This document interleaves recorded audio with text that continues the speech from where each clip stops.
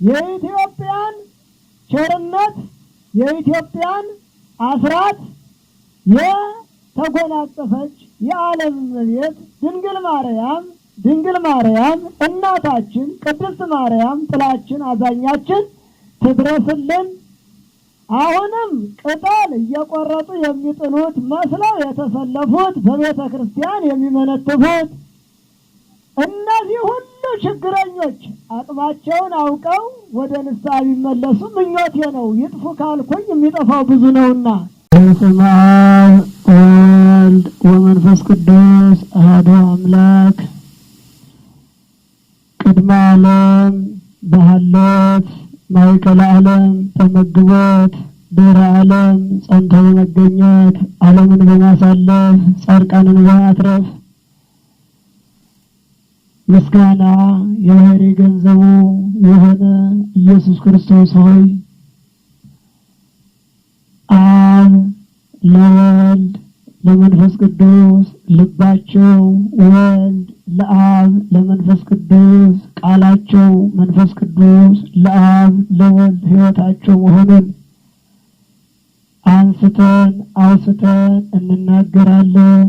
አምላካችን ሆይ አሁንም ምዕመናን የሚጸኑበት ቤተ ክርስቲያን በሯ የማይዘጋበት መጻሕፍት የሚፈተቱበት ጻድቃን ሰማዕታት ወጥተው የቀሩበት አንተ በመስቀል ላይ ቸርነትን የገለጽክበት ለብዙዎቹ ቸርነት ስላልተገለጸላቸው የተገለጸላቸው መከራ ስለበዛባቸው እነሆ በዚህም ጥበቡን አድለህና ምስጢሩን ገልጸህልና ቃላቱን አቅርበህልና ቅድመ ይስክር ስሞ ለባለ መጽሐፍ ወይም ቅድሜሁ ያንብብ ወይ ተርጉም እንዳለ ሊቁ የመጻሕፍትም ጌታቸው የምእመናንም አባታቸው የቅዱሳንም ክብር መሪያቸው የመላእክትም ጌታቸው የሰማይና የመሬት ፈጣሪያቸው አንተ ብቻ ነህና አሁንም ጥበቡን እንድታድለን ወደ ውዲቱ ሃይማኖታችን እንጓዛለን።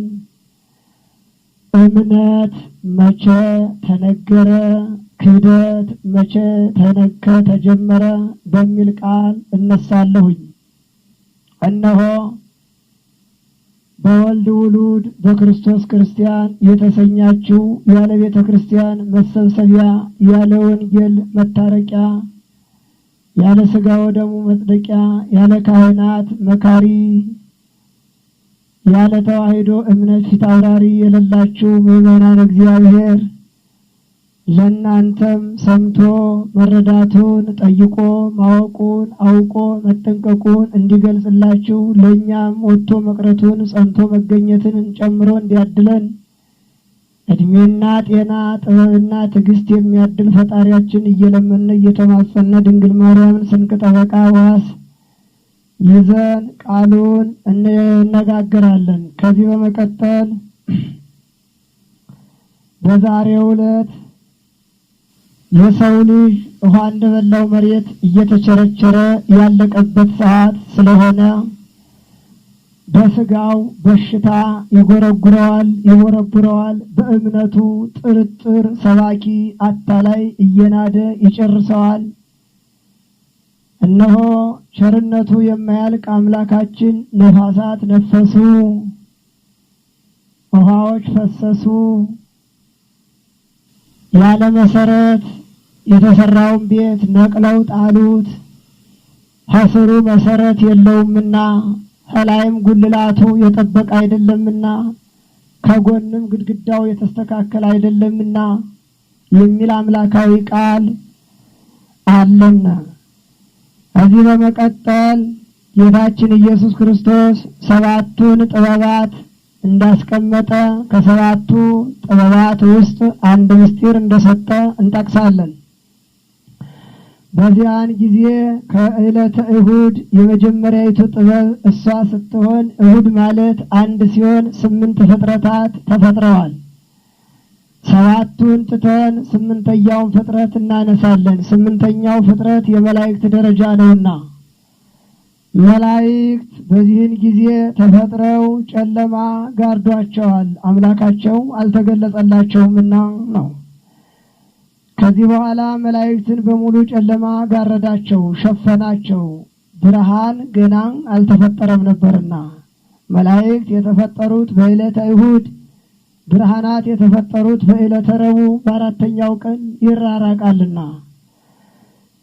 በጨለማው ውስጥ እንዳሉ በዚያን ጊዜ መላእክት እርስ በርሳቸው ማን ፈጠረን? ጌታችን ማን ነው? በማንስ እናመልካለን? ተባባሉ።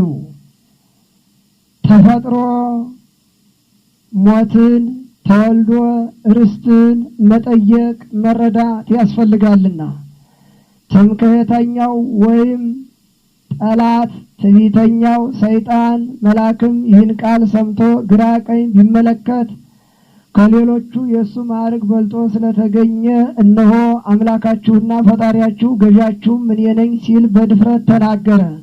ክህደት በዚህ ጊዜ ተጀመረ። እሳት በዚህ ጊዜ ተጫረ።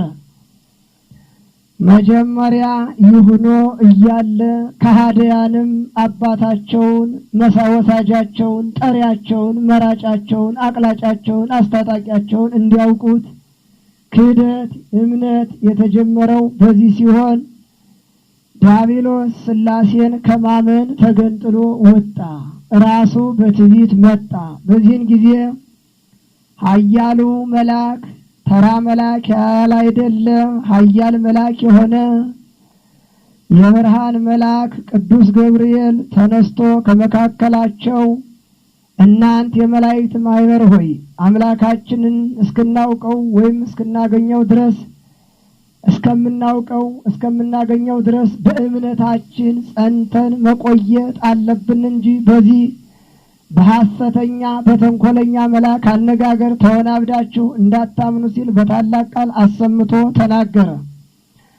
እምነት በዚህ ጊዜ ተሰበከች፣ ክደትም በዚህ ጊዜ ተጀመረች።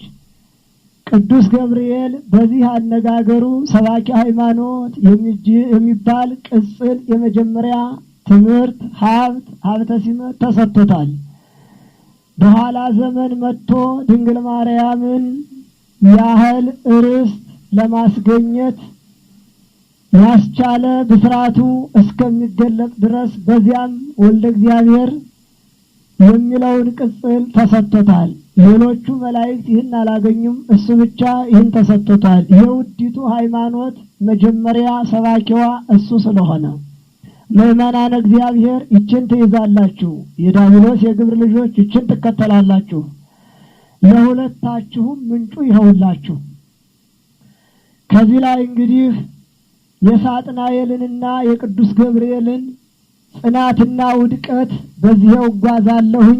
ቅዱስ ገብርኤል በሁለተኛው ክፍለ ሰማይና በሶስተኛው ክፍለ ሰማይ ያሉትን በአንደኛው ክፍለ ሰማይ የቅዱስ ሩፋኤል ኃላፊነት፣ በሁለተኛው ክፍለ ሰማይ የእሱ ኃላፊነት፣ በሶስተኛው ክፍለ ሰማይ የቅዱስ ሚካኤል ኃላፊነት፣ በሶስቱ ክፍለ ሰማይ ያሉትን ነገደ መላእክት አጽናንቶ ይችን እምነት አስረድቶ ያለ አንድ እምነት ሌላ እንደሌለ ሥላሴን ከማመን በዚች እምነት ከመጽናት በስተቀር ሌላ ተቀጽላ ተገድራ እንደሌለ አስረድቶ ሰብኳል። በዚህንም ጊዜ ልዑል እግዚአብሔር ተገልጿል። የልዑል እግዚአብሔር መገለጹ እንዳለ ሆኖ በዚህም ክደት በዚህም ውዥንብር ሳጥናኤል መላእክትን ለመዋጋት ሰራዊቱን አሳምኖ ከሶስት ከፍሎ በሶስት አስታጥቆ በሶስት አሳውቆ በሶስት አስጠንቅቆ ተነስቷል። ለጊዜው ጎርፍ ሲነሳ ደካማውን ዛፍ ይነቅላልና መሰረት የሌለውን ቤት ያጥለቀልቃልና የሱም ስብከት ጽናት የሌላቸውን ነገደ መላእክት አብሮ ይዟቸው መጥቷልና የቅዱስ ገብርኤል ስብከት እንዳለ የሶስቱን ነገደ መላእክት እንዳጸናቸው ውዲቱን ሃይማኖት እንዳበሰራቸው ነገደ ሳጥናኤል ተነስተው ከሶስቱ ሰማያት ባሉ ነገደ መላእክት ጦርነት ሲከፍት እነሆ በዕለተ ረቡዕ ብርሃናት ተፈጥረዋል። የጳጳሳት ምሳሌ ፀሐይ፣ የነገስታት ምሳሌ ጨረቃ፣ የቅዱሳን ምሳሌ ከዋክብት ሲፈጠሩ ጨለማ ተገፏል። ከዕለተ እሁድ እስከ ዕለተ ረቡዕ የነበረ ጨለማ የዲያብሎስ ቀሚስ ካባ እስከ ሰራዊቱ ድረስ ትጥቅ ስንቅ ሆኗል። ያ ይጠበቅ ይነፈቅ የነበረው የክብር ብርሃን ለመላእክት ተሰጥቷል። ከጸጋ ላይ ጸጋ ከክብር ላይ ክብር መጨመር እንጂ እንደተፈጠሩ ያለ ጸጋቸውም እንዳለ ሆኖ ሐራት ላይ ዳረጎት ሲጨመር እንደሚያምር ሁሉ የመጀመሪያ ክብራቸው እንዳለ ሆኖ ይሄኛውም የብርሃን ክብር እንደተጨመረላቸው ስንረዳ ያ ውዥንብር የነፋው ክደትን ያስፋፋው ሳጥናኤል በዕለተ ረቡዕ ከአራተኛው ክፍለ ሰማይ መጥቶ ከጠፈር አርፏል። በዕለተ ሐሙስ ከጠፈር ተነስቶ ከምድር ላይ ተደፍቷል። ዓርብ ማለዳ እስከ ነገዱ እስጥንቡል ከምትባል ጉድጓድ ላይ ተስተናግዷል። ለምን? የክህደት ልጆቹን፣ የስብከት ምሩቆቹን፣ የጨለማ አበጋዞቹን፣ የተንባላትን፣ የአላውያንን፣ የልዮናውያንን፣ የአርዮሳውያንን፣ የጆባውያንን አጠቃላይ ያለው ሁሉ የክደት በር ለከፈቱ ከሱ ጋር ገሃነም ለሚከተቱ መቃብራቸውን ሊባርክላቸው ከዚያች ላይ ማረፉን መጽሐፍ አወጥሮ ይናገራል። ይህም ሆኖ እያለ ነህ አይደለህም ብለው የተጠራጠሩት ከቅዱስ ገብርኤል ስብከት የተገነጠሉት በአየር ቀርተው የአየር አጋንንት ተብለው ደመናው ሲበተን ይበተናሉ፣ ደመናው ሲሰበሰብ ይሰበሰባሉ። የሰውን ልጅ እንደ መብረቅ ሲሰነጥቁ ሲወጉ ይኖራሉ። ሁለተኞቹ ክፍሎች ከምድር ላይ ወርደው በሰው ላይ ልክ እንደ ሰው ባተላ በአመድ እየተዋለዱ መብረቅ እያነደዳቸው ጅብ እያሳደዳቸው የሰው ልጅ እንቅፋቱ ነው የሚኖሩት ናቸው። ፍጹም አምላካችን ብለው ፍጹም ፈጣሪያችን፣ ፍጹም ሰባኪያችን፣ ፍጹም ንጉሳችን ብለው የወረዱት እስጥንቡል የምትባለው ጉድጓድ አብረው ገብተዋል። እንግዲህ ይህንን እንዳለ ሆኖ ቅዱስ ገብርኤል ንቁም በበህላዌነ ባለንበት እንቁም፣ የንጽና በአሚንነ በሃይማኖታችን እንጽና፣ ያለ ፈጣሪ ንጉሥ ያለ ተዋህዶ እምነት የለም ሲል አዳም አባታችን ሳይፈጠር ይቺ እምነት ለ7 ቀን ቀደምትነትን ይዛ ተሰብካ ቆይታናለች።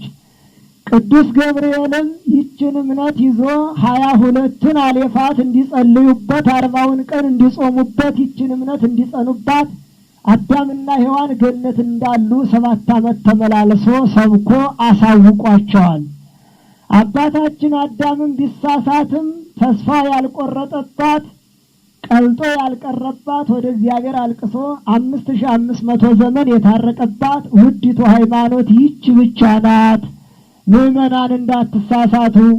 ቅዱስ ገብርኤል እንደተናገረ መላእክትን እንዳጠነከረ ሳጥናኤል እንደተቀየረ እሺ ወሶቢሃ ተከስተ ብርሃነ ሥላሴ የሥላሴ ቸርነት የሥላሴ መንግስት የሥላሴ ዙፋን ተገለጸ።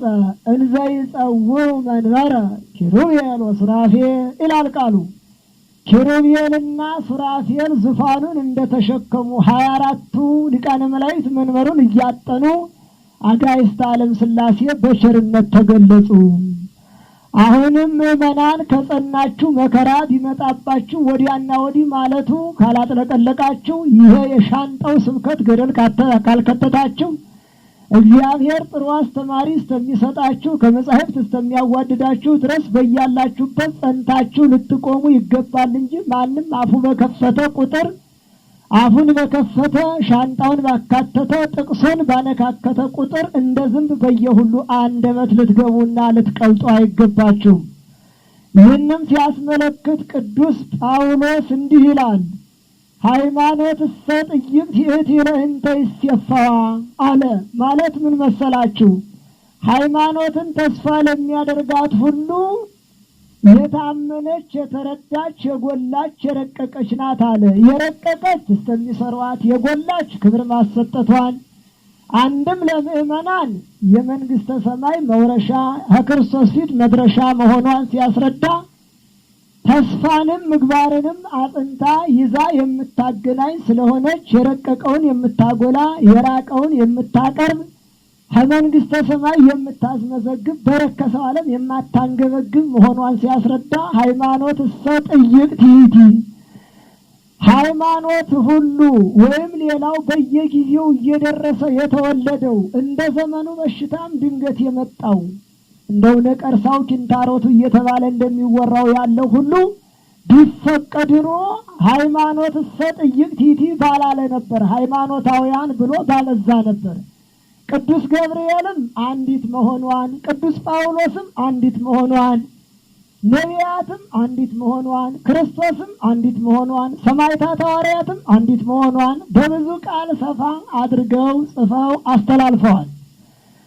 እሺ ወገኖቼ ምዕመናን፣ በዚች ሃይማኖት እነማን ጠፍተው ቀሩ፣ እነማን ተምረው ጠነከሩ ትሉኝ እንደሆነ አዳምና ሔዋን ከገነትም ቢወጡ ተስፋ ያልቆረጡባት ይህች ናት ብዬ ነግሬያቸዋለሁ። ከተዋወቁ በኋላም አቤልን እስከነ ግንዱ ወይም እስከ ነገዱ እስከናንተ እስካሁኑ ዘመን ድረስ አጽንታ የተገኘች ለዋጋ ያበቃች ክርስቶስን በፍቅር ገመድ ጎትታ ከሰማይ ወደ ምድር አምጥታ ከድንግል ማርያም ማኅፀን አገናኝታ ዓለም ይድን ዘንድ ማለት አዳም ይታረቅ ዘንድ ምልክት መሰላል መድረሻ መነሻ የሆነችው ይህች ሃይማኖት ብቻ ናት።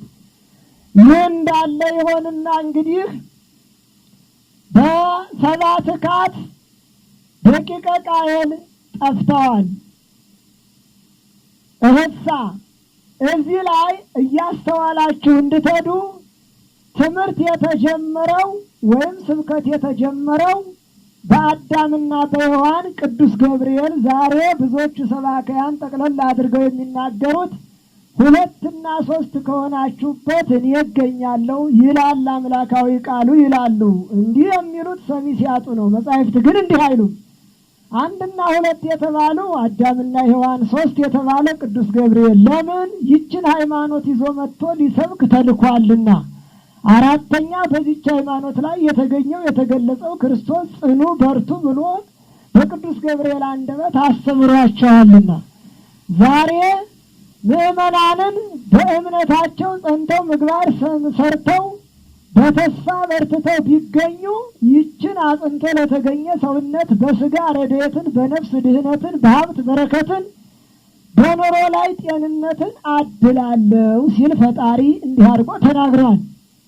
ከስሩ የነገር ከስሩ የውሃ ከጥሩ እንዲሉ ከዚህ አንስቼላቸዋለሁ። በዚች እምነት እንግዲህ ስህተት በዳቢሎስ፣ ክደት በዳቢሎስ፣ እምነት በቅዱስ ገብርኤል፣ እምነት የተሰበከው በቅዱስ ገብርኤል፣ እምነት የተነገረው በቅዱስ ገብርኤል፣ ክህደት የተጀመረው በሳጥናኤል ነው።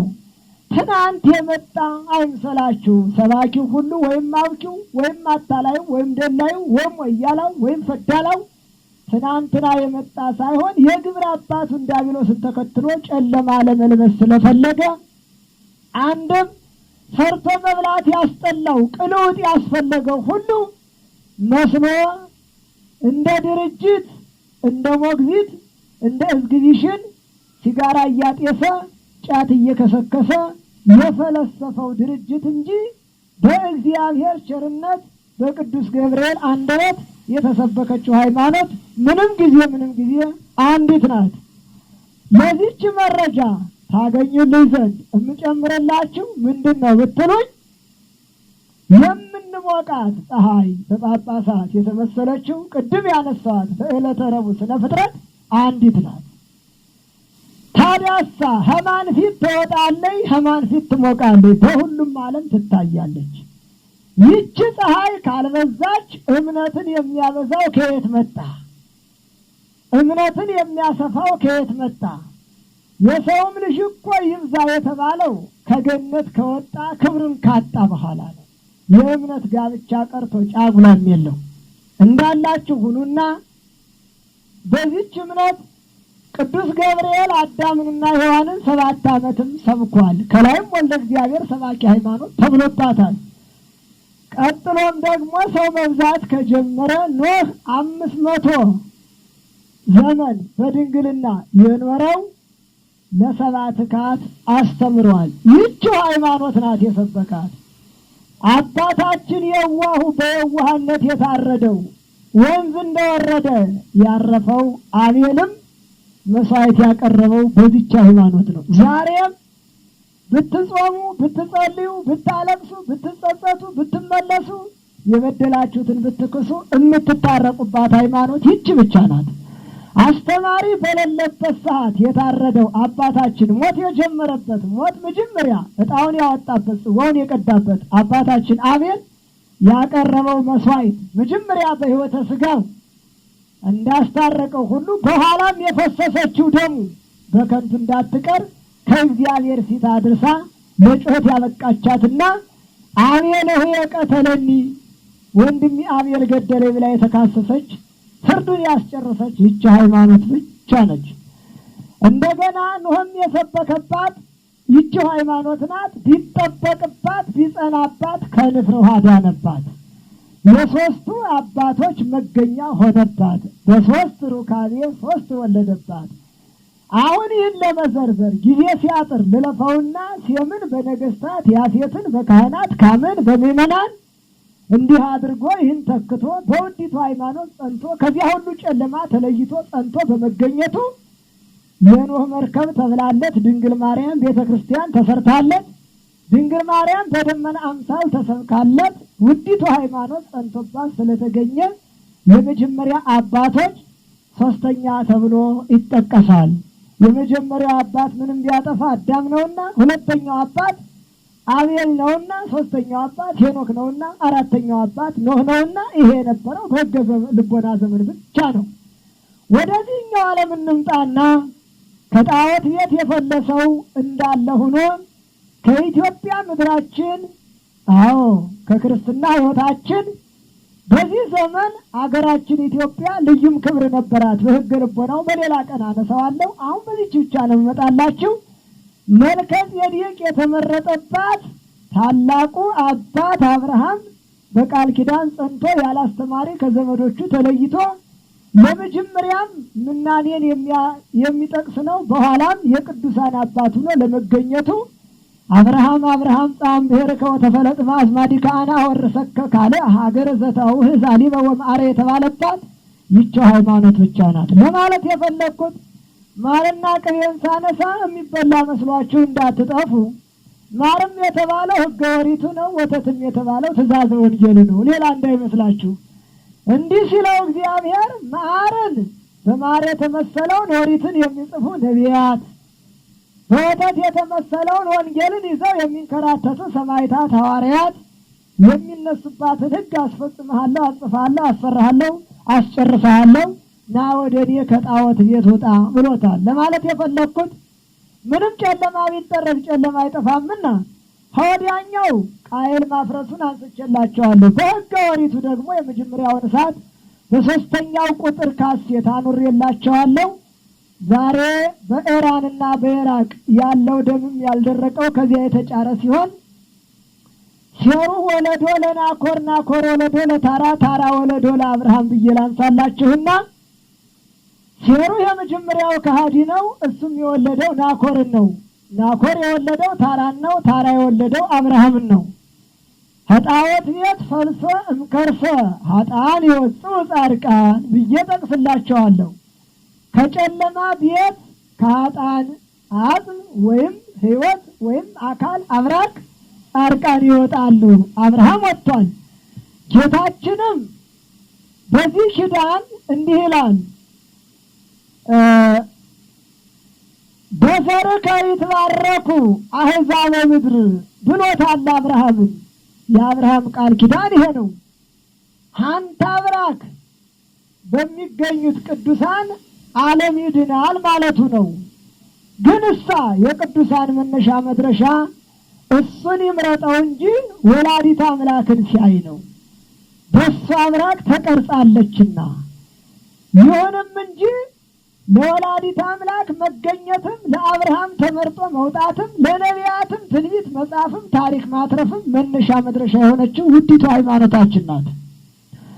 ታዲያ በዚህ ጊዜ እስራኤል ዘስጋ ጣዖት እያመለኩ፣ እስራኤል ዘነፍስ እግዚአብሔርን እያመለኩ አብርሃምም ከአቤሜሌክ ደርሶ እስከሚመለስ ያዕቆብም 75 ሆኖ እስከ ልጅ ልጆቹ በ130 ዘመኑ ግብጽ ቢሰደድ 17 ዓመት እዚያው ቆይቶ መቃብር እስከሚገባ ድረስ በኋላም ለዮሴፍ ተናዞ ለልጁ ነግሮ እንዳረፈ ሁሉ ከግብጽ አጽሙ ተነስቶ ከአብና አብርሃም ቦታ እስከሚጨመር ድረስ ሲሰደድም መጽናኛ ሲቆይም መጠጊያ ሲያርፍም መመለሻ የሆነችው ውዲቱ ሃይማኖት ብቻ ናት።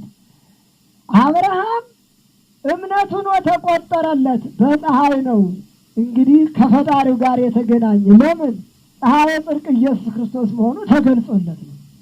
አሁን ፀሐይ ልናመልክባት ልንበረከክባት ነው አይደለም። ፀሐይ ጽድቅ የተባለ ምሳሌዋ ክርስቶስ ነውና ምስራቅ የተባለችው ድንግል ፀሐይ የተባለው መድኃኔዓለም ነውና ምስራቅ የተባለችው ተዋሕዶ ሃይማኖታችን ምስራቅ የተባለው መድኃኔዓለም አባታችን አንድም ፀሐይ የተባለው መድኃኔዓለም አባታችን ምስራቅ የተባለችው ቅዱስ ቤተ ክርስቲያን እናታችን ናትና ወገኖቼ ሆይ እንዳለ ሆኖ እንግዲህ እነ ዳንኤል በአንበሳ ጉድጓድ ገብተው እነ ሰለስቱ ደቂቅ በእሳት ተከተው ተስፋ ያልቆረጡባት ዳንኤልም ከአንበሳ ጉድጓድ እንዳለ በ3 ቀኑ ስንቅ ያገኘባት ሰለስቱ ደቂቅም ቅዱስ ገብርኤልን ያህል መልአክ ወርዶ ከነደደው እሳት ያዳናቸው ጠሪው ደወሉ ማን ነው? የነገርኳችሁ ውዲቱ ሃይማኖት ብቻ ናት። እንግዲህ ሃይማኖት ጥይቅቲቲ አለ ቅዱስ ጳውሎስ። ምን ማለት መሰላችሁ? የሌለውን እንዳለ አድርጋ የረቀቀውን አጉልታ የራቀውን የምታመጣ ማለት ሰለስቱ ደቂቅ ከእሳት ጉድጓድ ሲገቡ ምንድነው ያሉ? አምላካችን ያድነናል በእምነታችን እንጸናለን ብለው ሲገቡ ቅዱስ ገብርኤልን ያህል መልአክ ማግኘት ታዲያ ወይ ፈደው ለኩሉ በከመ ምግባሩ ነውና እነሱ ታስረው የገቡባት ጉድጓድ የእሳቷ ጉድጓድ ከዚያ ላይ የነደደው እሳት በታሰሩበት ገመድ ተላልፎ የናቡከደነፆርን ከተማ ሙልጭ አድርጎ በልቶታል ነው። እሾህ ላጣሪው አጥር ላጣሪው እሾህ ላጣሪው ስራ ለሰሪው ተብሏል። ይህ እንዳለ ሆኖ እንግዲህ አሁን ጌታችን መጣ ብለን እነ መጥምቀ መለኮት ዮሐንስ በእናታቸው ማኅፀን ሆነው የሰገዱባት እነ ሕዝቅኤል ምስጢረ ሰማይ ያዩባት ውዲቱ ሃይማኖት ይህች ናት። ከዚህች ሃይማኖት ውጭ የወደቀ የለም እንጂ አለ ብለን የምንመሰክርበት መጽሐፍ አላገኘንም እንጂ ከጥፋት በስተቀር ለክብር የበቃ የለም።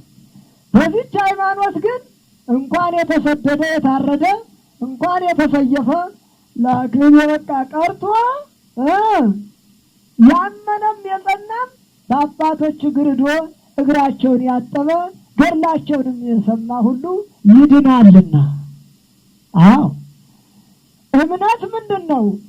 ሰማይንና መሬትን አይቶ በፀሐይ ተረድቶ አብርሃም አመነ፣ እሳ እምነቱ ጽድቅ ሆኖ ተቆጠረለት።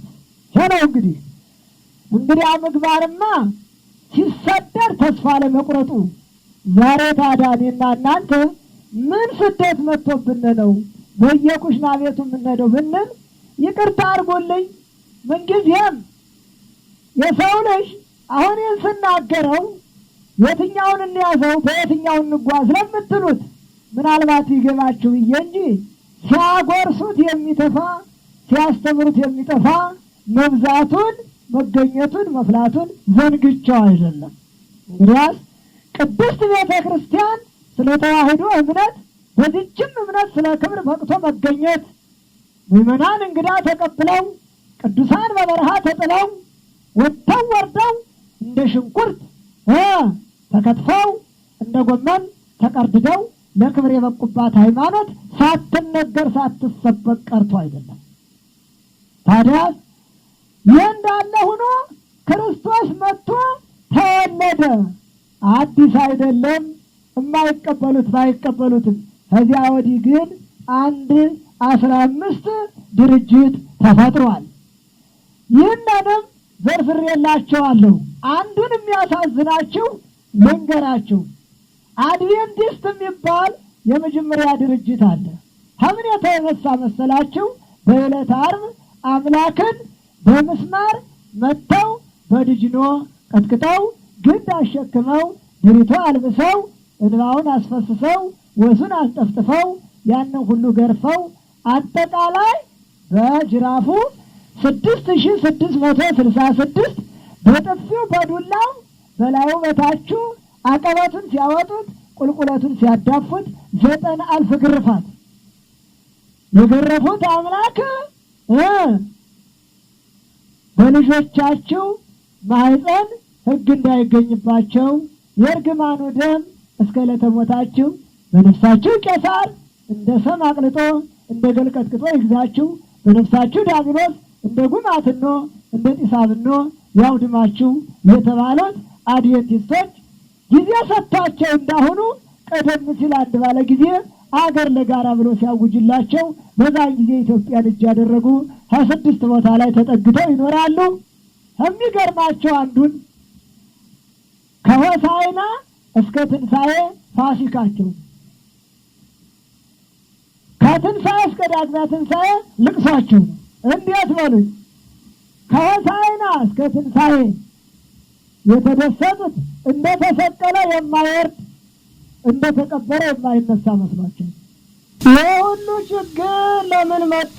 የሁሉ ክደት ከየት ወጣ ብትሉኝ፣ አምላክ ተሰቅሎ የለ ደሙን አፍስሶ የለም ወይ ይቅር ብሎን የለም ወይ ብትሉኝ፣ ሰነፍ የተመከረ ዕለት ውስልትናው ባዶ ቤት የተጠረገለት ተባዩ ይበዛ የለም ወይ? ምን ያስደንቃቸዋል?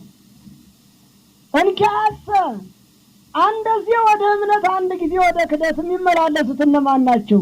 ከዚህም መስራት ያቃታቸው ከዚያም ሙያ የሌላቸው ናቸው። ለምን? ቤት የሚሰራው ለመኖር ነው፣ ለማደሪያ ነው፣ ለመጠለያ ነው። ከቀንም ሐሩር ከሌሊትም ቁር። ሐሩር ምንድን ነው? የፀሐይ ብዛት። ቁር ምንድን ነው? የውርጭ ስፋት። ታዲያስ ከዚህ ለመዳን ከጎርጓሪ ከሌባ ከወራሪ ለመዳን ነው የሰው ልጅ እሳ የተፈጠረው። ሁለተኛስ ደግሞ መስቀሉን ያሰረው ወንጌሉን የሰማው ለምንድን ነው? ምግባር ሰርቶ በእምነቱ ጸንቶ ምን ላድርግ ብሎ እግዚአብሔር የሰጠውን መልሶ ነው ማለት። መጀመሪያ 5 ነገር ያስፈልጋል በዚች ሃይማኖት ውስጥ። ምንድን ነው? ብጻት፣ ስዕለት፣ አስራት፣ በኩራት፣ ምጽዋት። በሀብት አለድም ሁሉም በአንድ አካል ይጨረሳል። ብጻት ምንድን ነው? አምላኬ ከቤትህ አድርሰኝ ማለት ነው። ስዕለት ምንድን ነው? በቦታው ተገኝቶ መጽናት ነው። አስራት ምንድን ነው? እግዚአብሔር ሀራ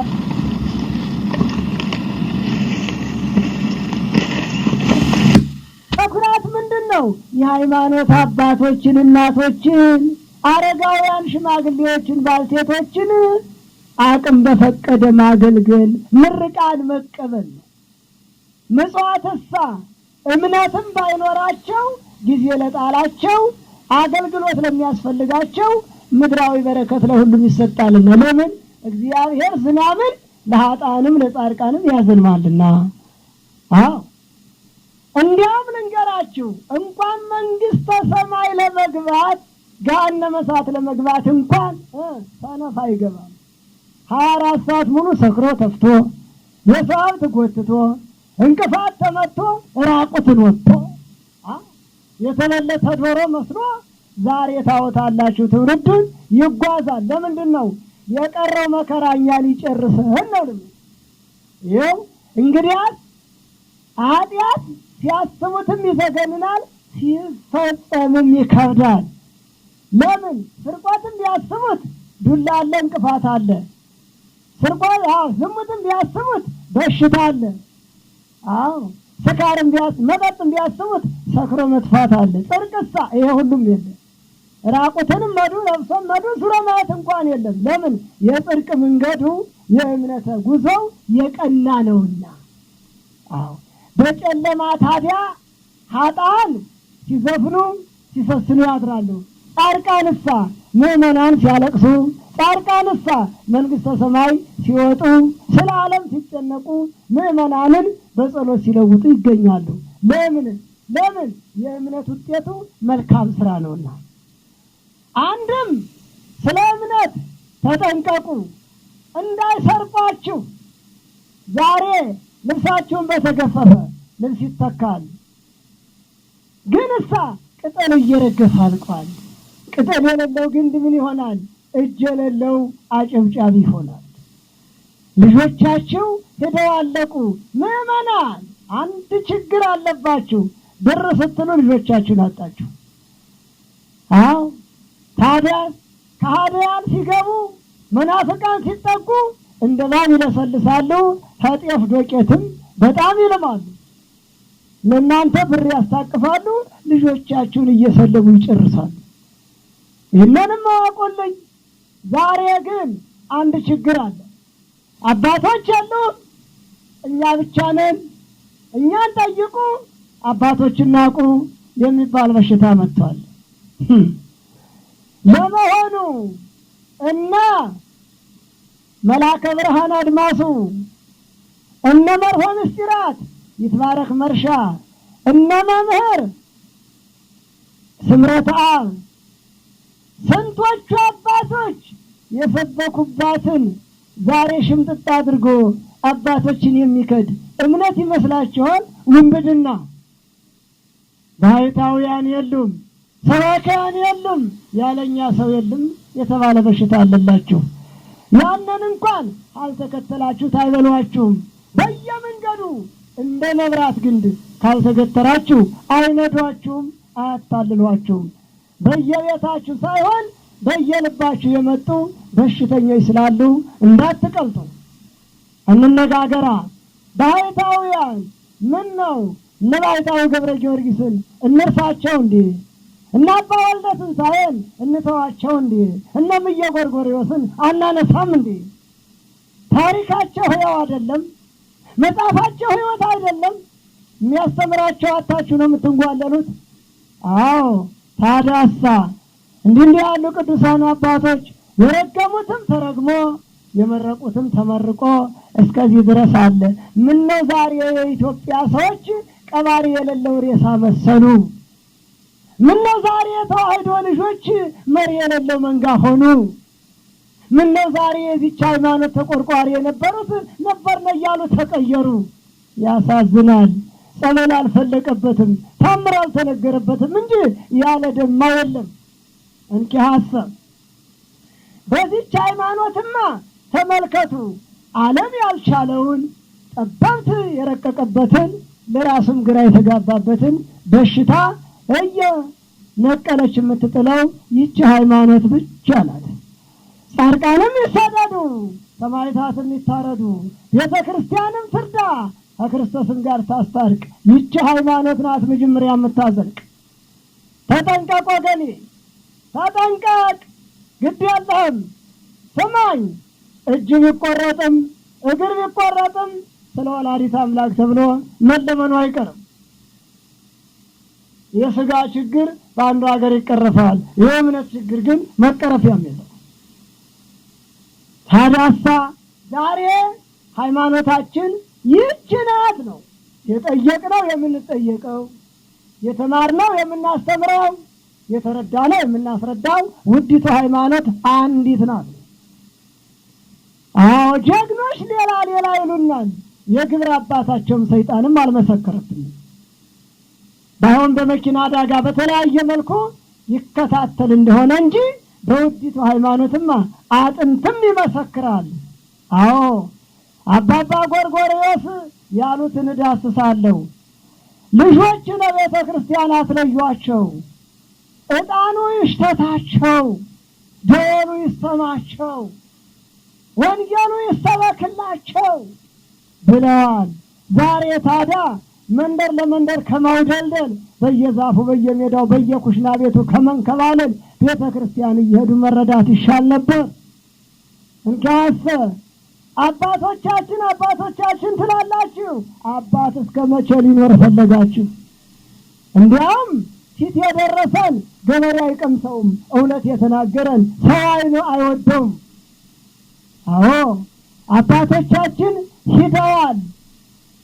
ዛሬ እናንተ የምታውቁት የገንዘብ ሃይማኖታችሁን ለሌላ ስም እየሰጣችሁ ጴንጤቆስጤም ትላላችሁ። ገበሬው አማርኛ ሲያቅተው ሜንጤ ይላል። ማሽንዲያ ጴንጤናዊ የጲላጦስ ሀገር እሱም በሰማዕትነት ሙቷል። ከሐዋርያት ቀድሞ አርፏል። ለክብርም በቅቷል። መንግሥተ ሰማይም ገብቷል። ጴንጤናዊ ከተባለ ጴንጤቆስጤ ከተባለ ግንቦት 18 መንፈስ ቅዱስ የወረደበት ሐዋርያት ጾም የጀመሩበት ለጸጋው የበቁበት ዓለምን ለመዞር ዓለምን ለመቀየር ቃሉን ለመመስከር ቃል ገብተው የቀሩበት ለጸጋው የበቁበት ለዚህ ዓለም ሙሉ ሀብት ያስተላለፉበት ሀብት ስሙ የኛ ነው። ማን ወስዶ እንደለጠፈው ግራ ገብቶ ሌላው ደግሞ ስሙ በስቷል። ጤነኛ የሚገል እንጂ የታመመ የሚፈውስም የለም። አባቶቻችንማ እና አባ ገብረ ሥላሴ እናንሳቸው እንዴ እናንሳ እንዴ እና አባ ጉኒና በደመና ኢየሩሳሌም ደርሰው የመጡት እና አባ ጉኒና ከረንደው እነሱም አይጠሩ ኩሽና ቤት ገብተው 4 ሰዓት ሰብከው 400 አረመን የመልሰው የወጡት ዛሬ ታዲያ አባቶቻችን የሉም የሚሉም አሉ። አለመታደል የኢትዮጵያ ሕዝብ ይላል ነገር ልንገርህ፣ ሳያረጁ መፍዘዝ ሳያገቡ ማርገዝ ይችል ዘተጓዝ ሳያረጁ መፍዘዝ ሳያገቡ ማርገዝን ወጣት ይዘተጓዝ መቼም አትመለስምና ሳያረጁ መፍዘዝን አባቶቻችን ያዙት። ሁሉ ጊዜ ነው የሚሉት መከራው ስለጸና ታዳሳ በዛ አዝለፈ ትዕግስቶ ውእቱ ይድህን አለ። በእምነቱ የጸና በምግባሩ የቀና በስጋው እስከ መቃብር በነፍሱ እስከ እግዚአብሔር ይድናል ተባለ እንጂ ታይቶ የጠፋ ለክብር ይበቃል አይልማ። በዛ አዝለፈ ትዕግስቶ ውእቱ ይድህን መከራውን በጸጋ ስቃዩን በዋጋ የሚቀበል አለ። በደስታ ጊዜ የማይቋጭ በመከራ ጊዜ የማይቋጭ በደስታ ጊዜ የማይፈረጥጥ የታደለ ነው አለ። አንድም የዚህ ዓለም ማግኘት ዋጋ የለውምና እዚህ ላይ ጊዜ አልበቃኝ ብሎ እንጂ የትምህርቱ የመብሉም የልብሱም የማግኘቱም የመስጠቱም ትምህርት ነበረ። አልፎ አልፎ ሲሰበክ እንሰማለን። ዛሬ ግን እንዲህ ያለ ነገር አለ። ሰባክያን በዝተዋል ይባላል። ታዲያ ሰባክያን ከበዙ ምነው ሰሚዎቹ ተነዙ? ራሳቸው ሳይለወጡ ስለሚጓዙ ምንም ሰው አላተረፉም ነው። በሰባክያንም አንፈርድም፣ በተሰባኪዎችም አንፈርድም። እንኪያስ በቤተ ክርስቲያን ላይ ሰው የሚመርጥ ሰው ዋጋ ሊያገኝ አይችልም። እህሉ በማንም ይምጣ፣ ካቻም ይጫነው አህያም ይጫነው እህሉ እህል ነው። ቃሉ ትንሽ የሚስበከው ትልቅ የሚስበከው ቃሉ ከሆነ ቃሉ ነው። ሰምቶ ከስራ ላይ መዋል አስፈላጊ ነው እንጂ ከንፈር መጥቶ መመለስ ሰውን ደግሞ ከፍ ዝቅ አድርጎ መሳደብ ቦታ እንደሌለው ነው። ሃይማኖት አስነቃፊዎችን፣ ቤተክርስቲያን ዘራፊዎችን፣ ታሪክ አጥፊዎችን፣ ምዕመናንን ገደል ከታቾችን ሊያመሰግን ሆኖ ሳይሆን ይሁዳዎችን ለብቻ፣ ጴጥሮሶችን ለብቻ፣ አብርሃሞችን ለብቻ ምዕመናን ያልገባችሁ ነገር አለ። ምናልባት ከጸናችሁ ከበረታችሁ በዚች ሃይማኖት ካላመነታችሁ መግቢያችሁ የት ነው? ከአብርሃም ቦታ አቀበቱ ከተዘለቀ ነው። ታዲያ ሕፃናትሳ ሄሮድስ ካስፈጃችሁ ትገባላችሁ። መከራውን ከቻላችሁ ለክብር ከበቃችሁ አባቶች ካረገሟችሁ ተቀባያችሁ ቅዱስ ቂርቆስ ነው። በዛን ጊዜ አንገታቸውን የተከለሉ፣ ዛሬ ግን ከልቡ የቆረጠ ካለ ነው። ደናግልም ከነ ኤልያስ፣ ቀሳውስትም ከነ ጴጥሮስ፣ ዲያቆናትም ከነ እስጢፋኖስ፣ ሊቃውንትም ከቅዱስ ያሬድ ቦታ ይገባሉ ተብሎ ተጽፏል። ከተዘለቀ ይሄ ነው እንግዲህ አባ ሕርያቆስ ያመቻቸው። እንኪያስ ዛሬ ሀገር ያሰለቸው በዚህ ተለጥፎ ያለው ካህናት ናቸው ብላችሁ የማትባረኩባቸው፣ ዲያቆናት ናቸው ብላችሁ የማትልኳቸው የማትተኳቸው ዘመን ስላፈላቸው እንዳይበሏችሁ ተጠንቀቁ። አባቶችን አትናቁ አሉ አባቶቻችን። ተከተሏቸው፣ ምረጧቸው፣ ለዩአቸው። አዎ አሁንም ብዙ ነፍሰ ገዳይ በየቦታው ቢታጎርም ደና አባቶቻችን ስቃይ እየቻሉ መስበካቸው አይታለፍም፣ አይዘነጋም። የኢትዮጵያ ሕዝብ ሆይ ከተማረ ጠልቆ ያወጣልሃል። አዎ መርምሮ ያስረዳል። ካልተማረሳ ወዮል ብሎ በትምህርተ መስቀሉ በልብሱ አባቶቻችን እኮ ሃይማኖትን ሲሰብኩ አጥንታቸው ደርቆ ንግግራቸው ጠብቆ ከዓለም ርቀው ምንነታቸውን ዘንግተው ከሁሉ ወጥተው በቃሉ ብቻ ተገርተው ገብተው ታዲያ ዛሬ ከዚህ ስንወጣ ጠጉር እናበጥራለን፣ ከዚህ ስንወጣ ከረባት እናስራለን፣ ከዚህ ስንወጣ ወደ አንዱ እንበራለን። እንዲህ እየተባለ ነው መሰል ቃል የሚሰበከው። ተዋቸው። ከውጭ ያለውን ተውት። ሲያጣ ሄዷል፣ ሲያገኝ ይመጣል። ከውስጥ ያለውን ተጠንቀቁት እንዳይበሏችሁ። ለምን? አባቶችን ጭልጥ አድርጋችሁ እንድትክዱ በእነሱ መንገድ እንድትሄዱ ያቀዱትን እቅድ ይዛችሁ ገሃነም እንዳትወርዱ። ውዲቱ ሃይማኖታችን በመሆኑ መናፍቃን ይባላሉ። አይ ጉድ ወይ መናፍቃን! አያ መናፍቃን ማለት ምን ማለት ነው ታውቁታላችሁ አይደለም? ያወቀ ሰው እኮ ነው የሚክደው። ያላወቀ ሰው ወትሮም ይቅርታ ገበሬ ካደብ አይልም፣ ነጋዴ ካደብ ይባልም። ለምን? ገንዘብ ሲባል። ዛሬ ትልቁ ምንድነው የሰው ልጅ እንዲህ ያደረገው? የሚፈርፍበትን የሚገፍበትን ይነቅፋል፣ የሚጠፋበትን ያሽሞነሙናል። ሃይማኖት አንዲት ናት። ይቻትላችሁ፣ ዝለቁባት፣ ጽኑባት። ሰማይ ተኮኑ በሃይማኖት። ቅዱስ ያሬድ እኮ ነው ሰማይ ተኮኑ በሃይማኖት። በክደት አላለም፣ ሃይማኖታውያን አለ እንጂ ሃይማኖቶች አይልም። 300 ሃይማኖት ደርሷል፣ 300 አብያተ ክርስቲያናት አለ የሚሉም አሉ። ይቅርታ እርዳታ ለመቀበል ሲሉ አለ ይበሉ። ያለ በለዚያሳ ያለ ተዋህዶ እምነት ምንም የለም። እንካሰ በኢትዮጵያ ምድራችን ከአዲስ አበባ ጀምራችሁ እስከ መሰሎቿ መሄድ ትችላላችሁ። ባህር ዳርም፣ ድሬዳዋም ወዘተ፣ ኤርትራም እንደወትረው። ምን ለማለት ፈልጌ ነው? ወደ ፒያሳው ወደ መርካቶ ብቅ ስትሉ በየሱቁ ብዙ ነገር ተንጠልጥለዋል። ሀብዙም ሴቶችን መሰሎች፣ ወንዶችን መሰሎች እየደረጃው ላስቲኩ ቁሞ ሰው መስሎ ይታያል። ቀረብ ብሎ ብታዩት ምንድነው? አሻንጉሊት ነው። ከተዋህዶ ሃይማኖት ውጭ ያለ ሁሉ አሻንጉሊት ነው። አንደበቴም መልእክቴም አጥንቴም ያወግዘዋል። ቅድም በአባቶቼ አሁንም ጊዜ በጠላቸው ትውልድ በማይከተላቸው ድንግል ማርያም በማትለያቸው ቅብጥብጡ ዓለም ባላሰከራቸው ጽናቱ ብርታቱ ጸጋው ባልተለያቸው አባቶቼ ከእነሱ ጎን ሆኜ በመልእክቴም በአደራዬም በአጥንቴም በእናት ቤተ ክርስቲያን ተለይተው የሚያሾፉትን ብቻ ሳይሆን በመሃልም ሆነው የሚቦረብሩት በመሃልም ሆነው የሚጎረብሩት ተስፋ የሚያስቆርጡት ወደልዱላ እያነሱ ስንቶቹን አባቶች እያደቀቁ የሚጥሉት በምዕመናን ሀብት በወፈረ ክንዳቸው በር እየዘጉ ምን ታረጉ መጣችሁ የሚሉት ምዕመናን መውጫ መግቢያ ያሳጡትን ጭምር ድንግል ማርያም ከጸጋዋ ቅዱሳን ከአማላጅነታቸው ተዋህዶ እምነት ከክብሯ ቤተ ክርስቲያን ከአስታራቂነቷ ተለያቸው ከማለት ወደ ኋላ አለ። በተሳተፈ ምስለ ውጉዝቱ ከተለየው ጋር የሚፈተፍት ከካደው ጋር አብሮ የሚያንኳትት ቦታ የለውም። ቅዱስ ጳውሎስ ምን ይላል? ወቅወሙ ለምቱራን እነዚያን ጉንድሾች በሏቸው፣ ወቅወሙ ለከለባት እነዚያን ውሾች አታስደርሷቸው፣ ወቅወሙ ለገባርያነ ከይ የጨለማ መካሪዎችን የቀን ሰው መሳዮችን አትጨመሯቸው ይለናል ይመስለኛል። እንዲህ ባለው ቃል እንግዲህ እንጽና፣ እንበርታ፣ እንዳናመነታ ብርቱ አደራዬ ነው። ሃይማኖት አንዲት ናት፣ ክርስትናም አንዲት ናት። የሰው ጋብቻ እንጂ የሃይማኖት ጋብቻ ወደፊትም አይኖርም፣ እስካሁንም የለም።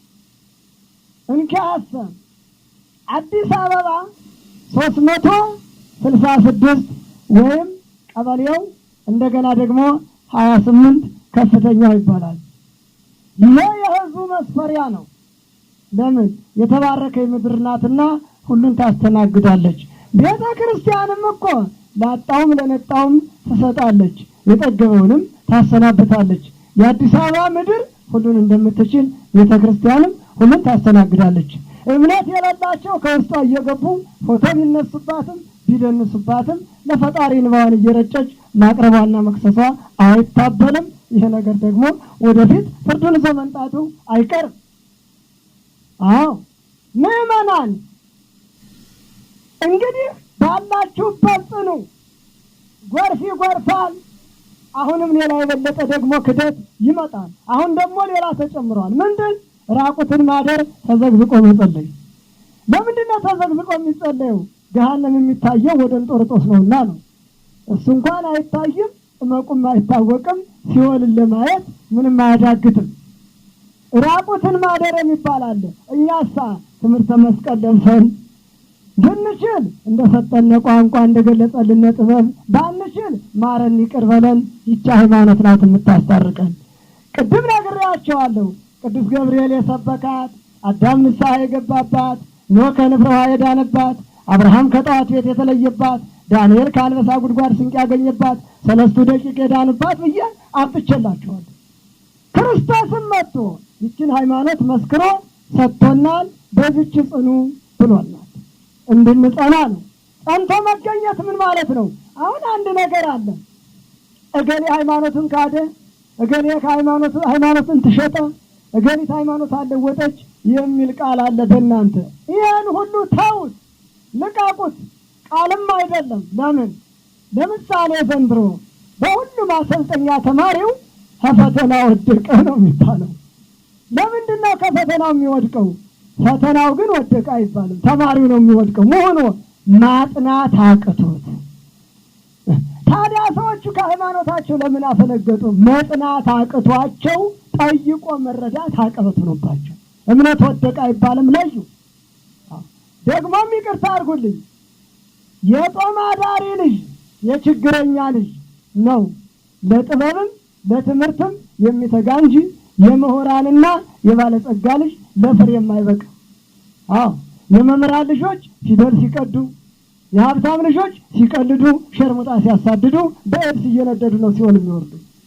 ያ የጦም አዳሪው ልጅ ግን ጸንቶ ነው የሚገኘው። ለማለት የፈለግኩት ስንት የበለጸገው ዛሬ ሻንጣ ተሸካሚ ሆኖ ኢየሱስን ተቀበሉ ይላል። ምንም የሌለው ጦም አዳሪ ተመስገን እያለ ቤተ ክርስቲያን ስለ ማርያም ይላል። እግር መንገዱን ድንግልማ መስገኑ ነው፣ ለምኖ መብላቱም አይደለም።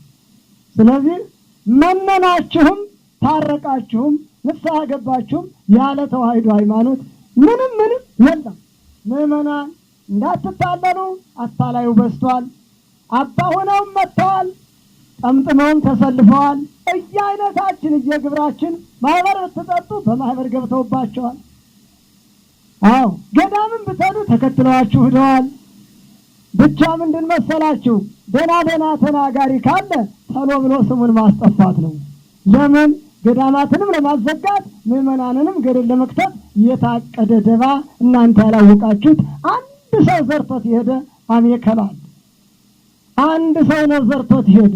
ደግነቱ ግን የ17ቱን ችግር ያሳየ አምላክ ሊያሳያችሁ ይችላል። ጸንታችሁ ጸልዩ፣ ከእምነታችሁ ፈቀቅ አትበሉ ነው።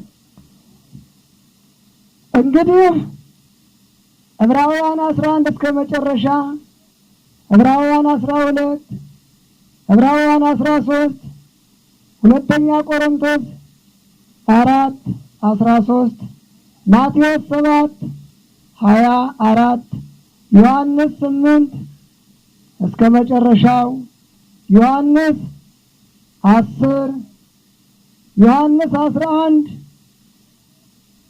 የያዕቆብ መልእክት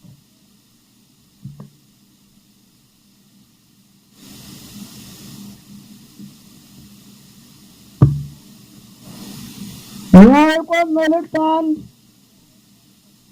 ሁለተኛ ጢሞቴዎስ 4፣ ሁለተኛ ጢሞቴዎስ 3፣ የኤፌሶን 4:4 ሃይማኖት አንዲት ናት፣ ጥምቀት አንዲት ናት፣ ክርስትና አንዲት ናት ይልና የሐዋርያት ሥራ 20 ላይ መንጋውን ተግታችሁ ጠብቁ መንጋ የሚነጥቁ አውሬዎች ስለተለቀቁ ይላል። ይህም ያየው መሪዎችን ነው። እስካሁን የተናገርኩት እናንተን ነው የሚያየው። ጽኑ፣ በርቱ። መጠቅ መመለስ ቢያቅታችሁ አንዳንድ አባቶችን እየፈለጋችሁ መረዳት አለባችሁ። አባቶች እንኳን ቃሉን መረዳት ቀርቶ ምርቃናቸውም ያድናችኋል ይሰውራችኋልና የአባቶቻችሁን ፍቅር የተዋሕዶን ምስጢር የድንግል ማርያምን አደራ የክርስቶስን ቸርነት እንዳታጡ በዚቹ በርትታችሁ ጽኑ፣ በርቱ። አደራዬ የጸና ነው። ወደፊት ደግሞ ይህንን ለጊዜው ተንትኜላችኋለሁ። እንግዲህ ከሃዲያን ዲያብሎስ እንደጫረላቸው ምዕመናን ቅዱስ ገብርኤል እንደሰበከላችሁ ሁለቱንም ለይቼ ማስቀመጥ ለዚህ እንዲበጃችሁ ብዬ ነውና ምንም ጊዜ ቢሆን እንዲገባችሁ በሚል መልክ ነው እንጂ አሁን የታሰበው ቃሉ ይሄ ብቻ ሆኖ አይደለም። ወደፊት በርከት ብሎ በብዛት ይቀርባል። እንግዲህ መጽናቱም ከተገኘ እድሜውን ከተገኘ ለማለት ፈልጌ ነው። የኢትዮጵያን ቸርነት የኢትዮጵያን አስራት የተጎናጸፈች የዓለም እመቤት ድንግል ማርያም እናታችን ቅድስት ማርያም ጥላችን አዛኛችን ትድረስልን። አሁንም ቅጠል እየቆረጡ የሚጥሉት መስለው የተሰለፉት በቤተ ክርስቲያን የሚመነትፉት እነዚህ ሁሉ ችግረኞች አቅማቸውን አውቀው ወደ ንስሐ ቢመለሱ ምኞቴ ነው። ይጥፉ ካልኩኝ የሚጠፋው ብዙ ነውና የሚመለሱ ከሆነ ይመለሱ፣ በጊዜው ያልቅሱ። የማይመለሱ ከሆነ እንግዲህ ኩሉ ሕዝብ ውስጥ የሆነው ሁሉም በመሀል እጁ አለ፣ ያውቅበታል ባለቤቱ። ሲወረውረውም ከየት መጣ አይባልም፣ ሲዘጋውም ገጭ አይልም፣ ሲከፍተውም ኮሽ አይልም። ሁሉንም ያስተካክለዋል። ጽኑ፣ በርቱ። እምነት እስከ ዕለተ ሞት የሚሰሩባት ጋሻ መከታ ናትና አሁንም በየቦታው ስትሄዱ ንስሐ እየገባችሁ እንድትሄዱ እምነታችሁን አጽንታችሁ ጸንታችሁ ሂዱ። እምነት ረቂቅ ናት፣ አትጨበጥም። ከባድ ናት፣ አትዳሰስም። ምግባር እየሰሩ ያለቀሱባት ዋጋ አታሳጣምና ቅዱስ ገብርኤልን አጽንቶ የመረጠ እናንተንም እንዲመርጣችሁ እነሆ ዛሬም ደግሞ በየቦታው እየሄዳችሁ ከቅዱሳን አባቶች ቢገል ያነሱበትን ቢያም የፈወሱበትን ኃጢአት ሊያሰራ ትምህርት እየሰጡ ወደ ንስሐ እየለወጡ ወደ መንግሥተ ሰማይ ያስገቡትን አባቶች አስንቀው እናንተን አላቀው መስለው አንቀው ይዘው የሚጫወቱትንም ልቦና ሰጥቶ ይመልሳቸው። እናንተንም ባላችሁበት ያጽናችሁ። ወደ ማጠቃለያው አቀርብላችኋለሁ። የታሰሩት ተፈተው ከዘመድ እንዲጨመሩልን፣ በስደት ሀገር ያሉት ለሀገራቸው መሬት እንዲበቁልን፣ የመነኑት ጸንተው እኛን እንዲያስታርቁ እነሱ እንዲዘልቁ፣ ምዕመናንም ከበደል ተላቀው በንስሐ እንዲታረቁ፣ ስራ የሌላቸው ስራ እንዲያገኙ፣ ተስፋ የቆረጡት ወደ በተስፋ እንዲመለሱ፣ በውዲቱ ሃይማኖት አልቅሰው ዳቧቸውን እንዲያገኙ፣ በሀገራቸው እንዲጸኑ፣ ሽማግሌ እንዲያከብሩ፣ አስራት በኩራት እንዲገብሩ፣ በቅድስት ምድራቸው ላይ አባቶቻቸውን እናቶቻቸውን ተክተው ደግ ወልደው በመልካሙ መንገድ ሄደው በውዲቱ ሃይማኖት ጸንተው ለዋጋ እንዲበቁ ዋጋ አግኝተው ያለፉትን አባቶች እናቶች አብነት አድርገው እንዲጸኑልን የለውን እግዚአብሔር ቅዱስ ፈቃዱ ይሁን። ከዚህ ላይ እንግዲህ አዳምን ከስደት እስራኤልን ከነፍሳት 3 ደቂቅን ከእሳት ዳንኤልን ከአንበሳ ጉድጓድ ዮዲትን ከሆለሆሊስ መርዶክዮስን ከሐማ ምናሴን ከብረት ቀፎ ሕዝቅያስን ከሰናክሬም ዳዊትን ከጎልያድ ዳንኤልን ከአንበሳ ጉድጓድ ሰሎሞንን ከለመና ጉድ አፎምያን ከዲያብሎስ ጥርስ ብሉታዊትን ከሰንደምላት እግዚአርያን ከመተሎሚ እጅ ያወጣ ጌታችን ኢየሱስ ክርስቶስ ከነስም አይጠሩ እጅ አድነን። ቆዳ ጠቅልሎ አገር ጥሎ ከመሰደድ ይሰውረን። የመጣውን እሳት የተቃጣውን መዓት ያርቅልን። እንደ ቸርነቱ በአባቶቻችን ልመና ይሰውረን። የምንጠጋበት መጠጊያ ያለ ድንግል ማርያም ጥግ ያለ ቤተ ክርስቲያን መሸሸጊያ የለምንምና ከሷ ውስጥ ተደብቀው ሊያባረሩን የተሰለፉትንም ልቦና እየሰጠ ይመልሳቸው። የቤተ ክርስቲያን ልመናዋ የተዋሕዶ እምነት ድካሟ የተሳሳተው እንዲድን የወደቀው እንዲነሳ የተበላሸው እንዲታጠብ ነውና ሁላችንም በየጅምራችን እንዲያስፈጽመን ቅዱስ ፈቃዱ ይሁን። እንዲህ እያልንም እናመሰግነዋለን። ሊመሰገንም ይገባል። ስለም የሰው ሥጋ በማይበላ አንደበት ንስሐ በገባ ፍጥረት ነው የምለው። አባታችን ሆይ በሰማያት የምትኖር ስምህ ይቀደስ፣ መንግሥትህ ትምጣ፣ ፈቃድህ በሰማይ እንደሆነች እንዲሁ በምድር ትሁን።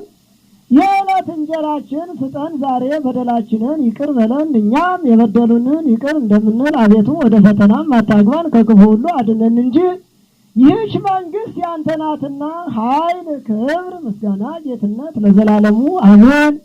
እመቤታችን ንጽሕት ቅድስት ድንግል ማርያም ሆይ በመልአኩ በቅዱስ ገብርኤል ሰላምታ ሰላም እንልሻለን። በሐሳብሽ ድንግል ነሽ፣ በሥጋሽም ድንግል ነሽ። አሸናፊ የልዑል እግዚአብሔር እናቱ ሆይ ከሴቶች ሁሉ ተለይተሽ አንቺ የተባረክሽ ነሽ። የማኅፀንሽም ፍሬ ኢየሱስ ክርስቶስ ቡሩክ ነው። ጸጋን የተመላሽ ክብርት ሆይ ደስ ይበልሽ። ጸጋን የተመላሽ ንጽሕት ሆይ ደስ ይበልሽ። ጸጋን የተመላሽ ንግሥት ሆይ ደስ ይበልሽ። ልዑል እግዚአብሔር ከአንቺ ጋር ነውና ከተወደደው ልጅሽ ከጌታችን ከመድኃኒታችን ከኢየሱስ ክርስቶስ ዘንድ ይቅርታ ለምኝልን፣ ኃጢአታችን፣ በደላችን፣ ተንኰላችን፣ ትዕቢታችን ያርቅልን ዘንድ ለዘላለሙ አሜን።